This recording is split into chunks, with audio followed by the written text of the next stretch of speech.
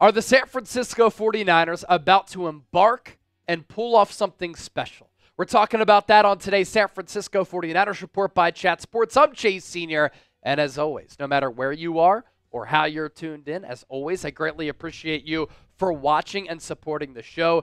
There are so many talented content creators out there and media members who cover this team, so anytime you decide to hang out with me to get your Niners content, it really goes a long way.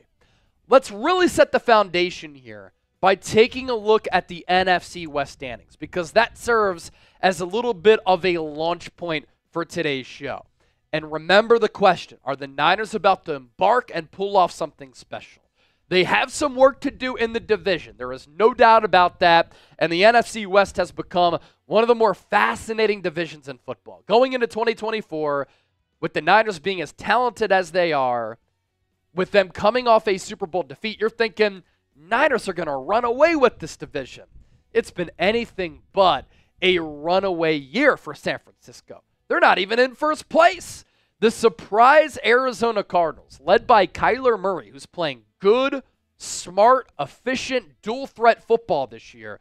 The Cardinals are 5-4, 2-0 inside the NFC West. Pitched a second-half shutout in Week 5 against San Francisco. Beat the Rams prior to that in a blowout, and they have a couple of good wins on the schedule. The Rams starting to get a lot healthier. Cooper Kupp, Puka Nacua are back. Jonah Jackson, Steve Avila, they are coming back along the offensive line. Los Angeles has won 3 games in a row and just beat Seattle last week in overtime on a Matthew Stafford dime to Demarcus Robinson, who reeled that football in with one hand. And so the Rams are surging. The Cardinals have won 4 of 5. The Niners are the best team in this division, at least the most talented, but they've been up and down all year, and they are what their record says they are. 500 football team at 4-4, 1-2 in the division. And then the Seattle Seahawks, who the Niners play in Week 11 next week, we'll be back for another watch party for that game, are 4-5, 0-2 in the division with losses to the Rams and San Francisco. If the season were to end today, the Niners wouldn't even be in the playoffs. The number 1 seed, the Detroit Lions at 7-2. Really good football team on both sides of the rock, a Final Four team from last year. Of course, they lost that 17-point lead to the Niners in the NFC Championship game.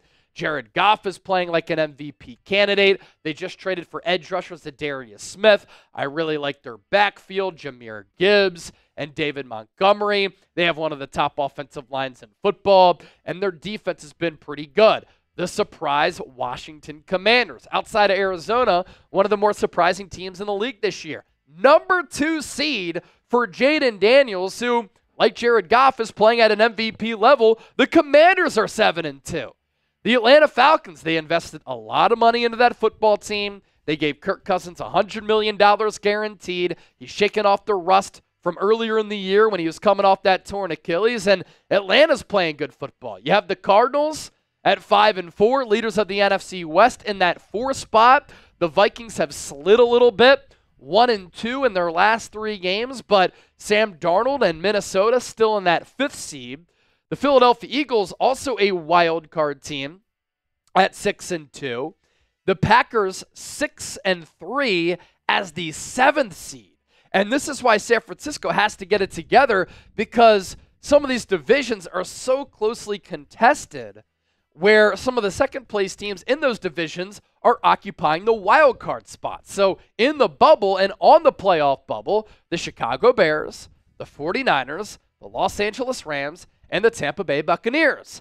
As for the Niners' schedule the rest of the way, Week 10 coming out of the bye on the road against the Buccaneers. They should be able to win that game. They are far better than the Seattle Seahawks. They should win that game. Ideally, that gives the Niners a 6-4 record. They always play the Packers well, but the Packers are a good squad. And when you have to go on the road in Lambeau, that'll be a difficult game. You're also going to continue to be on the road for another difficult game against the Buffalo Bills. Then you come back home, you take on the Chicago Bears, improved young football team, although their coach is a fraud, and Matt Eberflus. Week 15, the Niners will host the Rams. Then it's another cross-country trip to take on the Miami Dolphins. If Tua Tagovailoa plays, he makes that team a lot more dangerous, as Kyle Shanahan will take on Mike McDaniel. Week 17 against the Lions, that could determine playoff seeding and playoff fate. And then Week 18 against the Cardinals, that could decide the division in the final week of the regular season. The positives that we've seen from the Niners so far: the NFC is wide open. I think San Francisco matches up well with Detroit and Washington and Atlanta and Arizona and Philadelphia and Minnesota.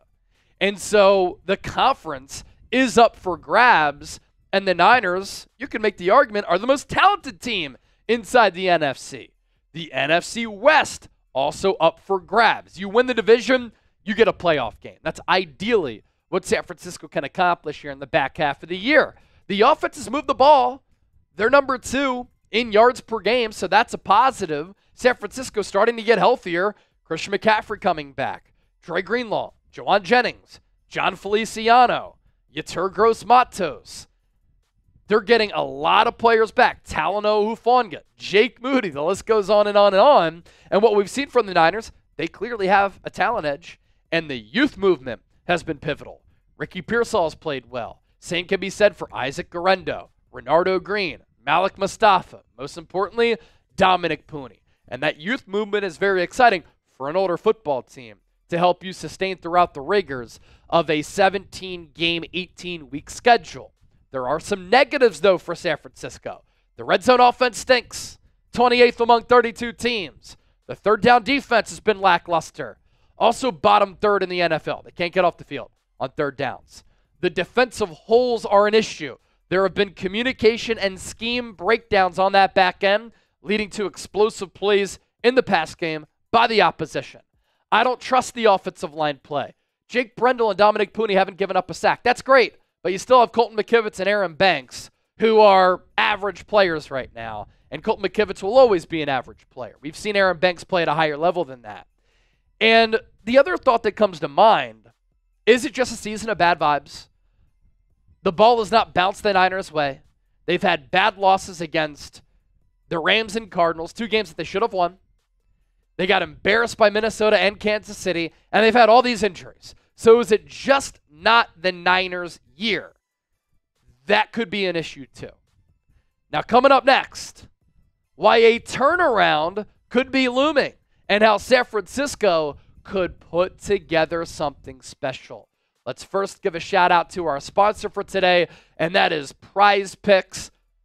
Prize Picks is the best place to get real money sports action. With over 10 million members and billions of dollars in awarded winnings, Prize Picks has made daily fantasy sports accessible to all. You just pick more or less on at least 2 players for a shot to win up to 100 times your cash. Run your game all season long on Prize Picks. Prize Picks invented the flex play, which means that you can still cash out if your lineup isn't perfect. You can double your money even if one of your picks doesn't hit. You want to play Prize Picks alongside Drewski, Joe Budden, MMA champ Sean O'Malley, Chase Sr., and Jake Chipper? You can now find community plays under the promos tab of the app to view entries from some of the biggest names in the Prize Picks community each week.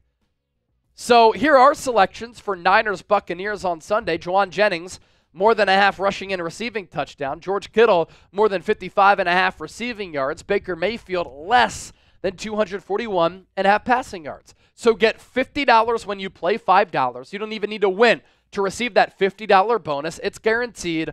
All you have to do, prizepicks.com/CLNS. Now, before I explain how San Francisco can embark on something special, we know what the Niners are capable of. Look no further than their numbers. Yes, they've been bad in the red zone, but if they can cure some of those problems, this is a team that can easily average over 30 points per game and be that unit that they were last year when they were the number 1 overall offense in the NFL. 6th in points per game, 2nd in yards per game, as I noted earlier, 2nd in yards per play, 6th on third downs. But they're 28th in the red zone. They have to capitalize in that red area. And the return of Christian McCaffrey, I think, can really help them do that. Defensively, some holes there, which we talked about a little bit earlier, but you do have some really, really good players. Nick Bosa's playing at an all-pro level. Fred Warner, a Defensive Player of the Year type of campaign. Renardo Green has really emerged. Diamador Lenore is playing at a Pro Bowl, all-pro type of level. Can Jair Brown give you a little bit more at that safety spot? Like what I've seen from Malik Mustafa, you could get Talanoa Hufanga back. And so you can envision a path where the Niners do get it together. Which brings me to this. That has been the history of this team of late and under Kyle Shanahan. Over the last 3 years, the 49ers have won 70% of their games in the back half. I started covering this team in 2021. And each year, there has been a similar feeling, right? Where there have been some ugly losses, and you're thinking, this team is screwed. But then they get the engines revved up after the bye or at the halfway point of the season, and they become one of the hottest teams in the National Football League. We've literally seen that 3 straight years. In 2021, the Niners started 3-5, then they went 10-7. So 7-2 the rest of the way, made it to the NFC Championship game, won 2 road playoff games with Jimmy Garoppolo. In 2022, they start 4-4. They make the trade for Christian McCaffrey. And once he became starter, they didn't lose again until the NFC Championship game. And then last year, started 5-0, lost 3 in a row, finished 12-5, number 1 seed in the NFC, home field advantage, made it to the Super Bowl, and they were a couple of plays away from winning that game. And so San Francisco, given their history as a team, how they've peaked mid to late portions of the year, their coaching, their talent, their resume, their championship level pedigree, they can put together a really special back half of the year. And if they do, they can be a team that represents the NFC in the Super Bowl 59 in New Orleans in February. And under Kyle Shanahan, here's that track record, man. The 49ers are 21-33 before the bye, but 43-18 after the bye. And over the last 3 years, San Francisco in the second half of the season, 30-8. I don't care who your opposing team is. That is so impressive and so hard to do at the NFL level. 30-8 in the second half of the season the last 3 years. And so we round out by taking another look at the Niners' schedule. Can they do something special here? Buccaneers, winnable game. Seahawks, winnable game. Packers, Bills, winnable game. If you can go 3-1 in this stretch, you become 7-5, okay? Then you play the Chicago Bears, 8-5. Rams, and you split the season series, 9-5. Dolphins, 10-5. Lions and Cardinals. There is a path here in which San Francisco can win 11 to 12 games. Lions will be a hard game. Cardinals will be a hard game. These divisional games, always tough. Rams are legit. Seattle is legit. A lot of these games are going to be nail-biters. But San Francisco's capable, and we've seen them be able to pull this off. So your level of confidence that the Niners can pull off something special and get back to the Super Bowl. Scale it for me, 1 to 100. 1, not confident at all. 100, all in.